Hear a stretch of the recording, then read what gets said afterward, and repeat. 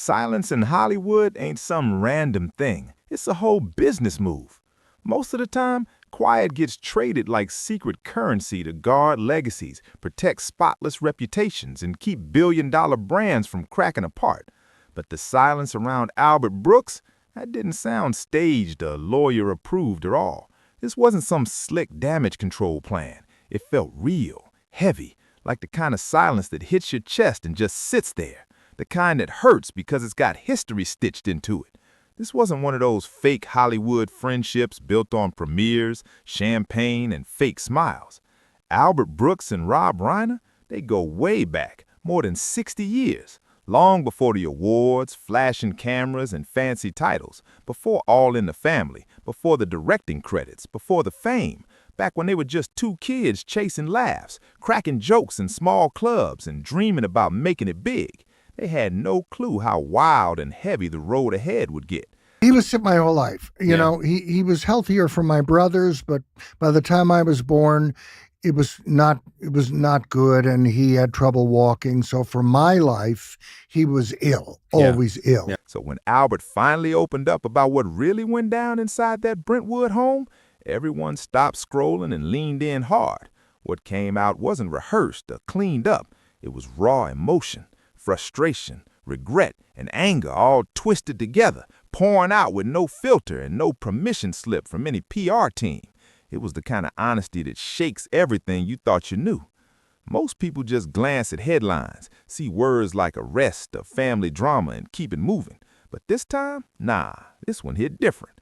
But this situation, it deserves more than just a quick scroll and a shrug. Albert isn't only grieving the loss of a lifelong friend, he's exposing a breakdown that everyone around him pretended wasn't happening. For years, it got brushed off, explained away, hidden behind fancy smiles and quiet favors. Now he's saying out loud what most powerful people only whisper when the doors are locked tight.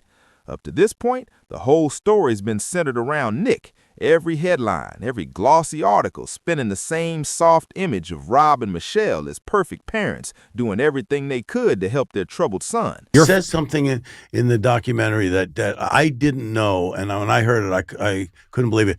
He said that when he was a kid, he used to go to sleep with the radio on. And his mother would come in while he was sleeping and turn it off at night. And one morning he woke up and the radio was still on. It was like 3 a.m. 3 a.m. He woke up and he said he knew at that point that his father had died. And look, Albert never said love wasn't real. He knows it was. But his side of the story, it cuts deep. It's raw, uncomfortable, and it doesn't come wrapped in nice words or a clean ending. Albert talks like someone who was there, not once, not twice, but over and over again. 3 years ago, 5 years ago, even 10. He was in that same living room watching things slowly fall apart, piece by piece, while everyone else stayed silent, too scared or too polite to say what they really saw. He said it felt like watching a slow-motion crash, knowing exactly where it was heading, but being powerless to stop it. And let's make one thing clear. Albert ain't trying to bash Rob for loving his son. That's not what this is about. What he's trying to make people see is that love without limits, love that refuses to face the truth, can get dangerous real fast. When love turns blind, when it skips past the warning signs, it stops protecting and starts enabling. We were going to war again based on a lie. And it was just very, very disturbing. And there's a line in the film where James Marsden, who plays Warren Strobel, he says, it feels like you feel like your child is running into the street. And that's the word Albert won't let go of, enabling. Instead of running the late-night shows or giving some perfectly rehearsed interview, he's choosing to speak from the gut, unfiltered and real. Albert didn't run the cameras or post some dramatic video. He chose something quieter, but way more personal. He sat down with a small circle of old-school Hollywood insiders, people who knew Rob before fame flipped their world upside down. These were folks who understood the real backstory, not the version cleaned up for magazines. And now, bits and pieces of those private talks are starting to leak, and what they reveal is chillingly real. Albert didn't hide behind vague phrases or soft wording. He got specific. He told him about one night in particular, about 8 months before everything finally fell apart. It was supposed to be a calm, friendly dinner, just Rob, Michelle, Albert, and a few close friends. No tension, no cameras, no drama on the menu. But then Nick walked in, and anyone who's lived through a long family struggle knows exactly what happens next. Perfect example. Yeah. Was Carl walking around mocking peeing great? Or the fact that your audience didn't like it, was it shitty? Or The whole mood flipped in seconds. Conversations froze mid-sentence. Eyes darted across the table, and the air got heavy fast. But here's the thing. Albert said Rob's reaction wasn't fear or frustration. It was hope. A painful, almost desperate kind of hope, like maybe this time would be different. Maybe tonight would be the start of something better. Albert said he had to stop mid-story when he remembered that moment, and everyone in the room could feel it. Because, yeah, hope can be beautiful, but when reality keeps throwing punches, that same hope can start to hurt. Albert and Rob go way back. They met in high school, built dreams together, and stood by each other through everything. And what I'm always amazed at is that he finished. You know, He finished his it bit, could happen yeah. on the way up to the mic. It could happen during, but he finished. So that's the coolest part. And Albert never once said Nick was past saving or that Rob failed as a father. What he did say cut deep. Pretending the storm isn't there doesn't make it go away. And that's where his words hit the hardest, because this story isn't just about one family in Brentwood. It's about a whole culture that protects image over truth, a system that rewards silence while quietly punishing anyone brave enough to speak up. Albert didn't sound angry when he told it. He sounded drained, like someone carrying years of regret, wishing he'd spoken louder way sooner. And once you hear his version, you can't unhear it. Norman Lear was the first person that got me. I mean, I was playing jacks with his daughter. Norman says to my dad, you know, this kid is really funny. My dad said, what, that kid? That kid, he's a sullen. He sits quiet. He doesn't, he's not funny. Rob stood up the moment Nick walked through that door, arms wide open, smile plastered on, pretending everything was normal. He was ready to hug it out, act like the past didn't exist, like this was just another family meal. But Nick didn't show up for dinner. He came with a demand, and not a small one either. We're talking serious cash, the kind that's meant to fix deep problems instead of facing them head on. Albert said the room went ice cold in seconds. Forks froze midair. Conversations died off, and tension filled every corner. Then his eyes landed on Michelle, and what he saw stopped him cold. It wasn't anger. It wasn't frustration. It was fear. Pure, shaken fear. And that one look told a story no one wanted to admit, because that fear didn't start that night. It had been living in that house for years, hiding in plain sight while everyone pretended things were fine. After that moment, Albert said he couldn't keep quiet any longer. He got up, pulled Rob aside, out to the patio where no one else could listen. No fancy words, no careful phrasing, just straight talk. It was time to stop pretending, time to face what everyone had been avoiding. Albert looked his oldest friend in the eye and asked him straight up, how long are you going to let him hold you hostage? No filters, no soft landing, just truth. But what still haunts Albert to this day isn't the question, it's Rob's answer. Rob didn't snap back, didn't get defensive, didn't even raise his voice. He just looked tired, like a man had been carrying the same invisible weight for too long. Then he said something Albert swears he'll never forget. Rob whispered, if I stop, I lose him.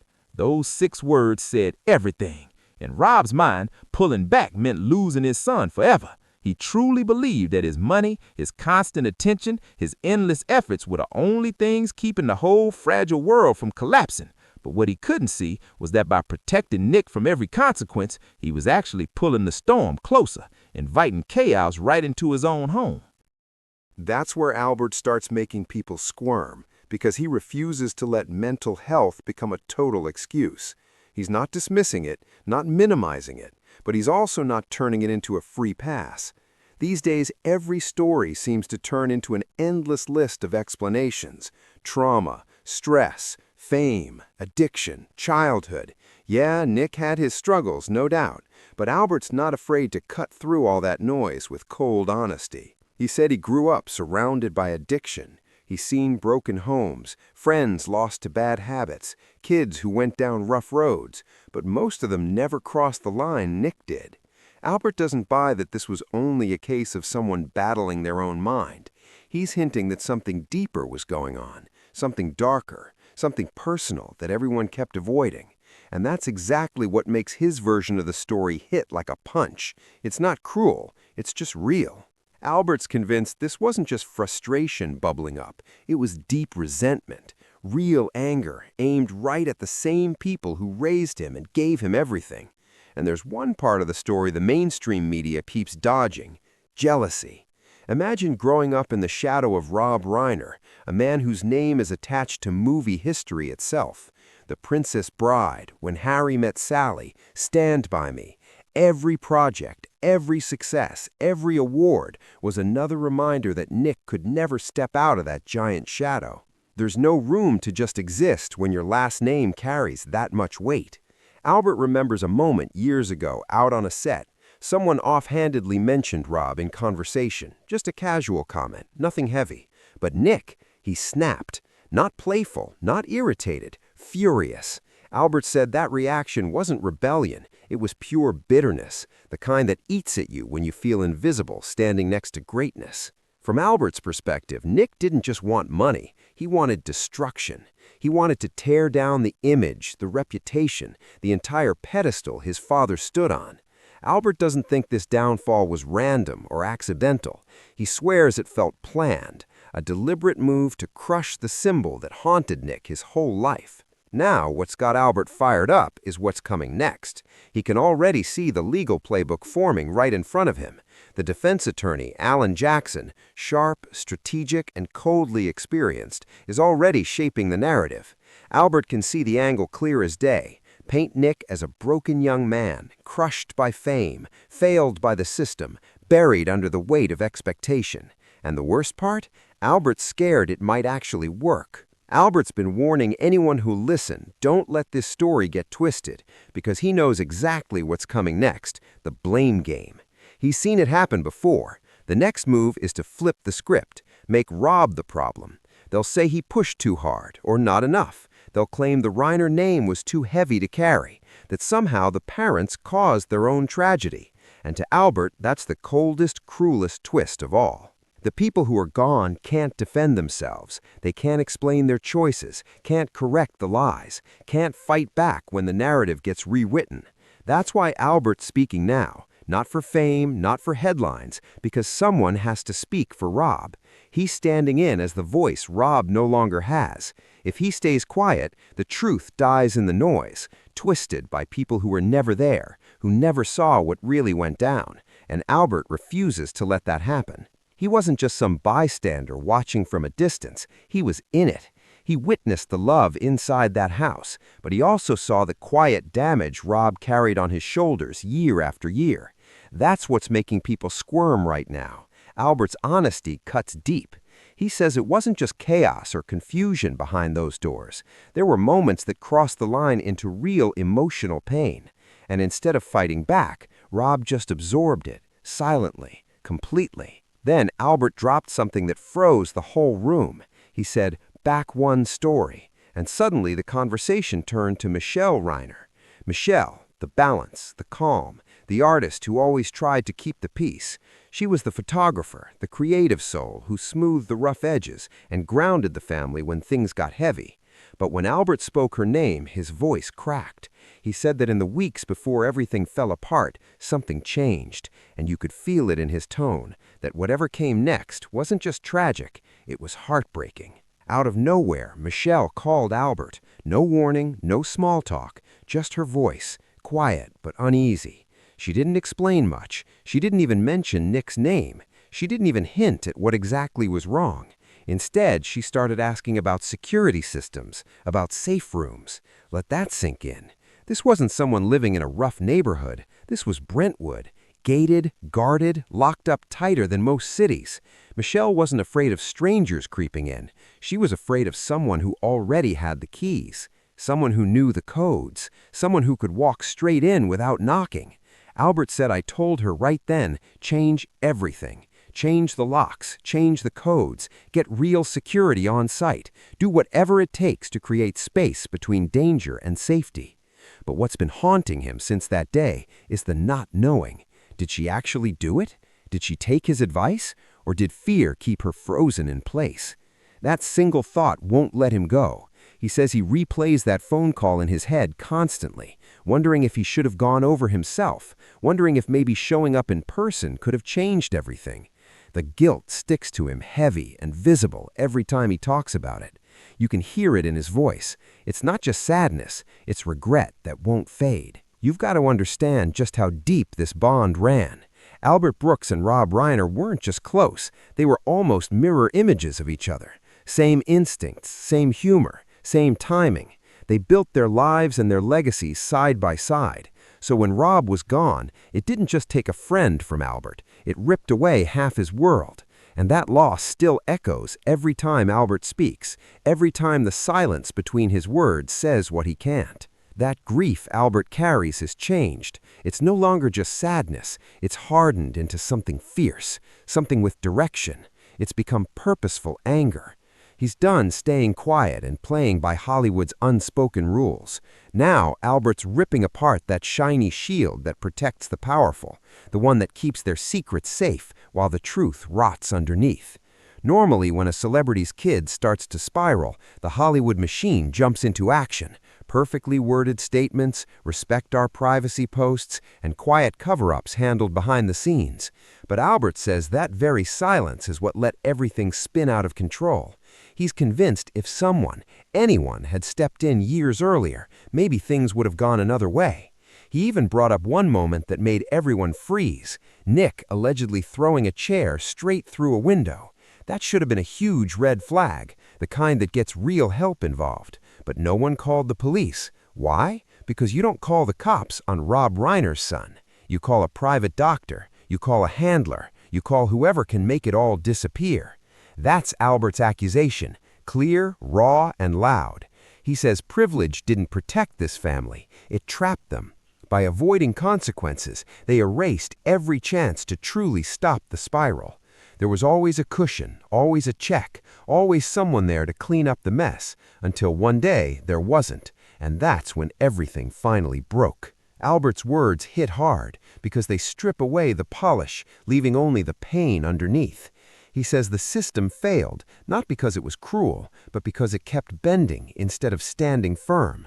That flexibility cost lives, and Albert refuses to water that truth down. People who've seen him talk about it say he looks older, heavier, like the weight of what he's carrying has changed him. The sharp humor that once defined him now sits buried under the shock, and the world can see it in his eyes. Albert said the way he found out still haunts him, and it didn't even come from the family. He didn't get a call from a relative, a friend, or anyone close. Instead, it came from a mutual business contact who'd caught the news through emergency radio chatter. Imagine that, hearing your best friend's life had ended not through a tearful phone call, but through static-filled radio noise meant for first responders. That kind of moment doesn't just hurt, it shatters something inside you. Albert says he jumped in his car and drove straight to Brentwood, heart pounding the whole way. When he got there, the scene was chaos, flashing lights, barricades, officers everywhere. He tried to push past the tape, telling them, "I'm family," but it didn't matter. The cops didn't recognize him, or maybe they just didn't care. To them, he was just another desperate man yelling behind a secured line, begging to get close. That moment is burned into Albert's memory forever. Him standing behind police tape, helpless while the people he loved were reduced to case files, forms, and procedures. No history, no laughter, no decades of friendship, just paperwork.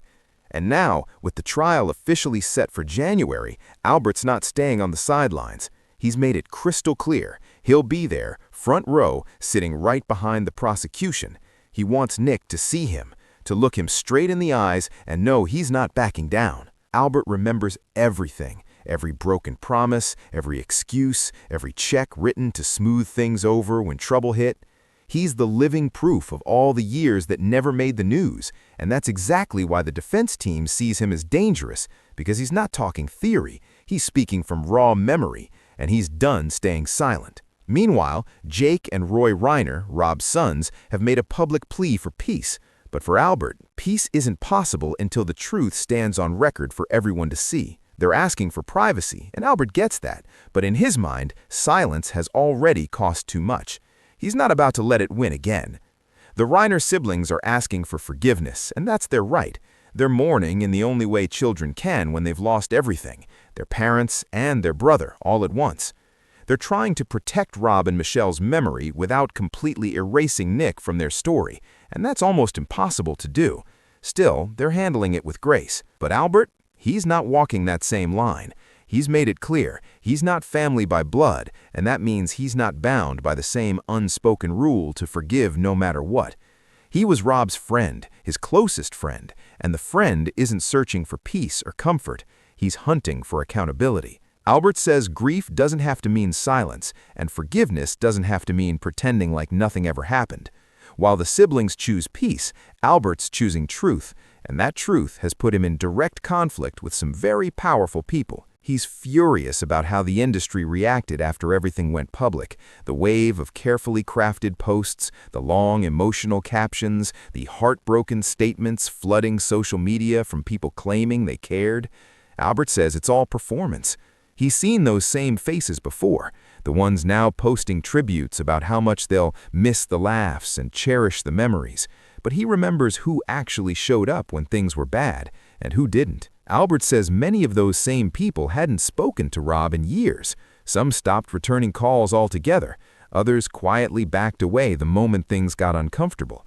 And then there were the worst kind, the ones who knew, the ones who whispered behind closed doors about Nick's instability, who warned friends privately, but still smiled for photos, still invited him to parties, still let him hang around because of one thing, his last name. That's the part that eats in Albert the most. The fake loyalty, the selective concern, the way everyone stayed silent until it was too late, and he's not letting that slide this time. Albert's not dropping names in public, but everyone in those Hollywood circles knows exactly who he's talking about. He calls it performative grief, that fake, polished sadness people show online once the cameras are rolling again. Public emotion without private responsibility. It's all a performance, a post, a hashtag, grief turned into PR. But Albert's not here for sympathy posts or poetic captions. He doesn't want pity, he wants answers.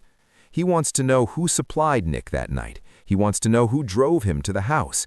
He wants every hidden layer of help, every silent enabler, every person who chose to look away instead of stepping in to finally be exposed. That's why Albert says this story matters. It's not just celebrity gossip or Hollywood scandal. It's a real-world crash course in what happens when money, fame, fear, and unchecked behavior all collide at once. It's about drawing the line. Where does love stop, and where does responsibility begin? Rob Reiner built his entire legacy on stories where love wins. His films taught people to believe that love could conquer everything, that it could outlast heartbreak, fame, failure, and pain. But now, Albert's standing in the wreckage of that belief, saying the words nobody wants to hear. Love didn't stop this. Love made it possible. Love gave access. Love kept the doors open that should have been locked tight. It's a brutal flip of everything Rob's film stood for, and that's exactly why it hurts so deeply.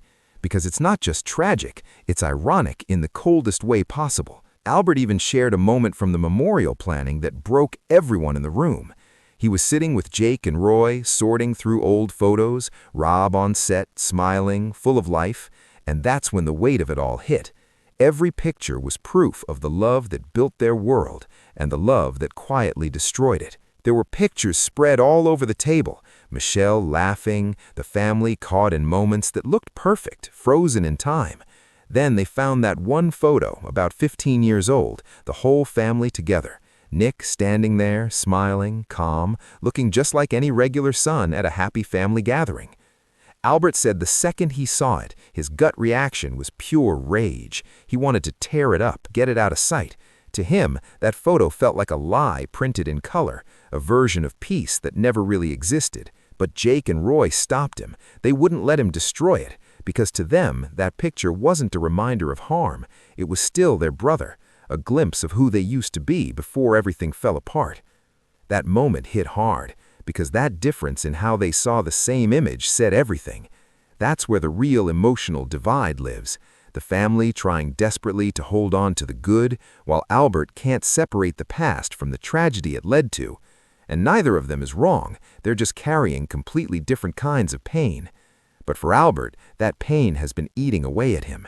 He's in his late 70s now, and stress like this doesn't just fade, it sticks to your bones. The sleepless nights, the endless replaying of moments, the kind of anger that never cools down, it's all there. He's hinted that time feels strange these days, like it's moving differently, not because he's scared, but because grief changes everything. It reshapes your body, your thoughts, your rhythm. To Albert, Rob wasn't just a friend, he was part of the structure holding his entire life together. They'd been through every era side by side, from early gigs to late-night sets filled with chaos, jokes, and endless laughter. Albert said Rob was the only person who could make him laugh so hard he literally couldn't breathe. And now, that laughter's gone. The sound that once filled every room they shared has turned into silence, and it's a silence Albert doesn't know how to live with. The silence left behind is crushing. Albert says it follows him everywhere. He's tried revisiting their old work, sitting through clips, rewinding the good times, but he can't do it. The moment the screen fades to black, all that's left is emptiness. Every smile, every old laugh triggers a flood of images he can't shut out. He says the silence now feels louder than any noise he's ever known, like it's echoing inside him, refusing to stop. That's why Albert keeps speaking out, not for attention, not for revenge, but because silence has already stolen too much. He refuses to let it take anything else. But there's another loss he can't stop thinking about, something most people don't even want to admit. Albert says Nick didn't just take Rob away from the world, he took his legacy with him. Think about it. How do you sit down now and watch When Harry Met Sally or The Princess Bride without that thought creeping in? The joy is still there, but it's different. It's heavier, like the laughter's carrying new weight. The scenes still sparkle, but the shine feels cracked, the memories stained by what came after. For Albert, every rewatch feels like a reminder that even the brightest stories can end in shadow. But the part that chills people the most isn't about money, fame, or career. It's what Albert noticed in Nick's eyes. He said in the last few times they saw each other, something vital was gone.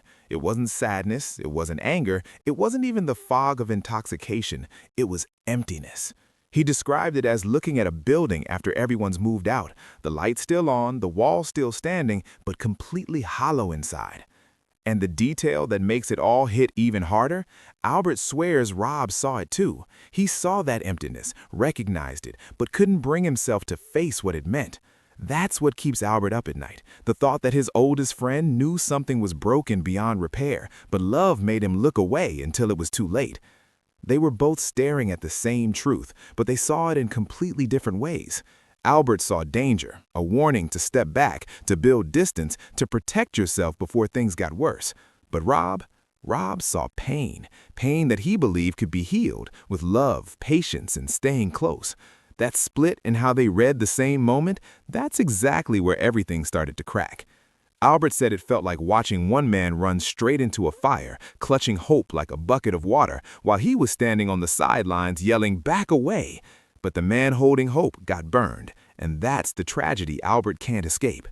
Now, with the January trial closing in, Albert's made one thing crystal clear. He's done being quiet. No more hiding behind the jokes, no more being the background voice people forget about. He's stepping into a new role, loud, unfiltered, and unafraid, whether the world's ready for it or not.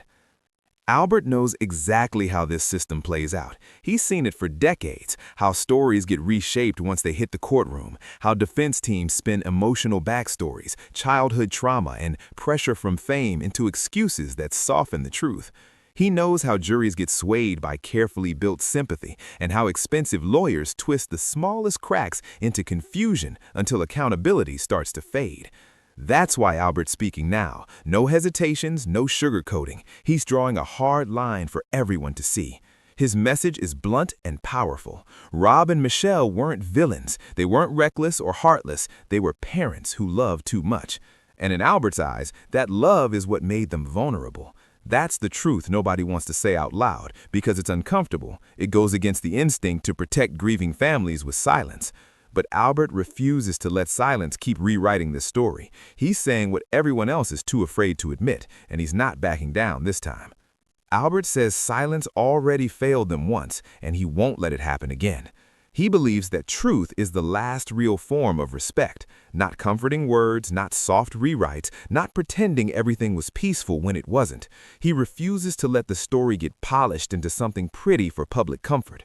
There's one detail he keeps circling back to, the one that never leaves his mind. He says Rob was afraid that night, and that's the piece he'll never let anyone erase. Albert doesn't want the world thinking Rob simply drifted away quietly or calmly. He wants people to know there was fear, real human fear, confusion, panic, that split-second realization that something was horribly wrong. And he says that fear matters. It matters in court, it matters for justice, and it matters because the consequences need to reflect what actually happened, not some softened version made to protect reputations. This isn't revenge. This is grief sharpened into purpose. Albert's not out to destroy anyone. He's fighting to make sure the truth doesn't get watered down. He wants the pain acknowledged, not rewritten. So when the updates about the Reiner case start flooding everyone's timelines again, Albert wants people to pause, look past the flashy headlines, past the legal jargon and endless procedural delays. Picture Albert, alone in his house, surrounded by 60 years of memories, old scripts, inside jokes, milestone photos, conversations that will never happen again. That's the image he wants people to hold on to, because that's the reason he refuses to stay quiet. He's still waiting for one call, not the kind about postponements or paperwork or ongoing investigations. He's waiting for the call, the one that finally says accountability has landed, that justice has caught up.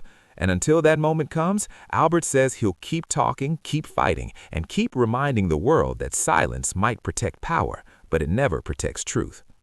And even when that call finally comes, the one that says justice has landed, Albert knows it won't bring peace. It won't fill the empty rooms, it won't silence the echoes, and it won't fix the ache left behind. Because this isn't a movie. There's no twist ending waiting to save the day, no sudden redemption arc, no soft music swelling as everything magically feels okay again. Real life doesn't work like that. It just fades, slowly, painfully, honestly. Albert's still standing there, refusing to look away. He keeps repeating that the signs were always there. The warnings were real. The problem wasn't blindness, it was avoidance. People saw the cracks, felt the tension, but chose silence because silence was easier. And that's what eats at him most. Not that the story ended in tragedy, but that it could have been stopped. The real question now isn't if this story ends, it will. The question is if anyone actually learns from it. Because the media, they'll do what they always do. Smooth the rough edges, replay old interviews, roll smiling photos, and talk about healing and moving forward. But Albert's here to remind everyone this wound is still open, still raw, still unresolved. And the hardest truth, the one that breaks him every time, is this. The people closest to us aren't always safe. Sometimes love blinds us, sometimes loyalty keeps us quiet, and sometimes the only person who sees the danger is the friend standing off to the side, shouting into the chaos, desperate to stop what's coming, but powerless to change it. So the question now is simple. Are we finally listening? Because if Albert's story teaches us anything, it's that silence protects pain, and truth, no matter how hard it hits, is the only thing that heals. If this story moved you, don't forget to like, subscribe, share, and drop a comment below. Let's keep this conversation alive, because stories like this shouldn't fade into silence.